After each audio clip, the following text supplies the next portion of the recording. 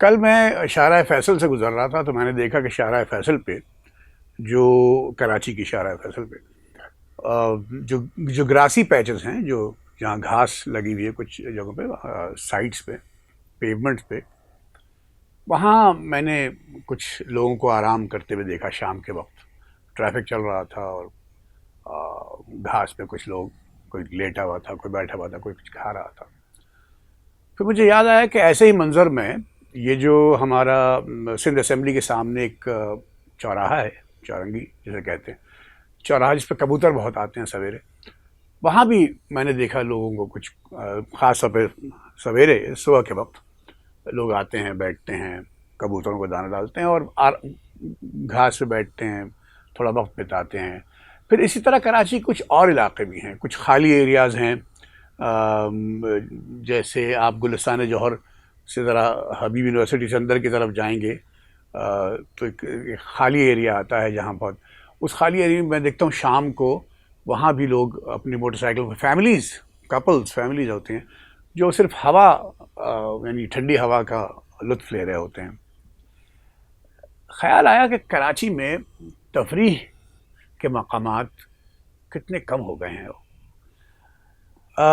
میں ابھی Christopher Nolan کی فلم آئی، کل سے لگ رہی ہے 17 تاریخ سے، میں ریکارڈ آج کر رہا ہوں 16 کو، تو دی آڈیسی مجھے وہ دیکھنی ہے فلم.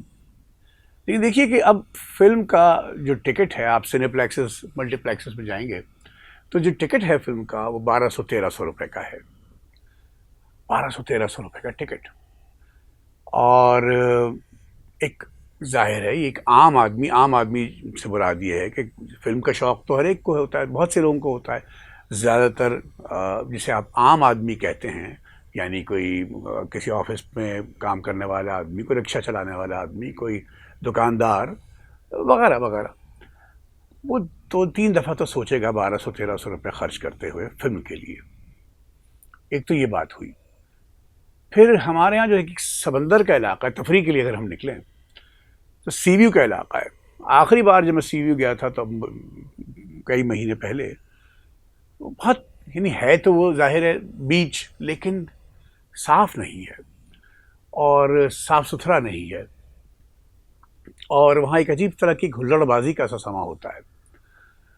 اچھا، اب یہ بھی عام آدمی کے لیے، کیونکہ جو ثروت مند، جو امیر آدمی ہے ہمارے معاشرے میں، ہماری سماج میں، وہ ان کے لیے تو بیچز ہیں کراچی سے ذرا کچھ فاصلے پر، جہاں وہ ویکینڈز پہ جاتے ہیں.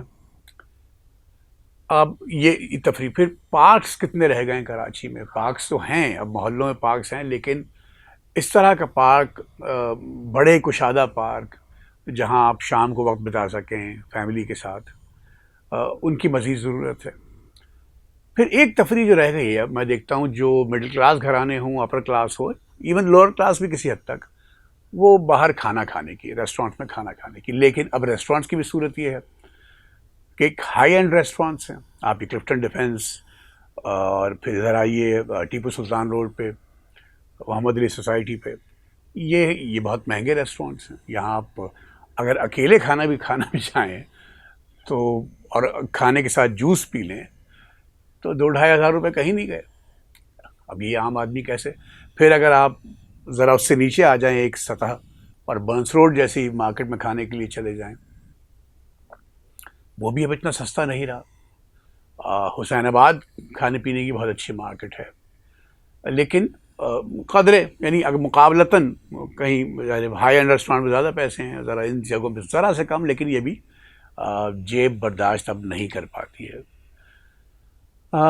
صورتحال ذرا مشکل ہے، لیکن تفریح انسان کو چاہیے ہوتی ہے. آپ دن بھر کام کرتے ہیں اور دفتر میں یا کہیں بھی، اور آپ کو ویکینڈ پہ تھوڑا سا، اب مہنگائی گرانی تو ہوتی ہے، ہر معاشرے میں ہوتی ہے، لیکن میرا خیال ہے کہ تفریح کی کچھ سستی تفریح گاہیں بھی ہونی چاہیے، ایسی جگہیں جہاں لوگ بغیر اس فکر کے کتنے پیسے خرچ ہو جائیں گے وہاں جانا چاہیے. اب جیسے جو مثال نہیں دینی چاہیے مغربی معاشروں کی، وہ دوسرے معاشرے ہیں، لیکن جیسے وہاں ایک تو میوزیم ہوتا ہے جو خاص لوگوں کے لیے، پڑھے لکھے لوگوں کے لیے میوزیم، یا پڑھے لکھے آدمی کہ جو اکیڈیمکس ہوتے ہیں ان کے لیے میوزیم ہوتے ہیں، لیکن ایسے بھی میوزیم ہوتے ہیں جو عام لوگوں کے لیے ہوتے ہیں. مثال کے طور پر میں نے ایک ایسا میوزیم بھی دیکھا جہاں ہیری پاٹر سے متعلق جو فلم ہے اس کا میوزیم ہے، تو وہاں بچے شوق سے جاتے ہیں، اس کے اندر پلے ایریا بھی ہے. اس طرح کی چیزیں اگر ہمارے یہاں ڈیولپ کی جائیں تو کوئی مذائقہ نہیں. ورنہ زندگی تو بہت کٹھن ویسے ہی ہے.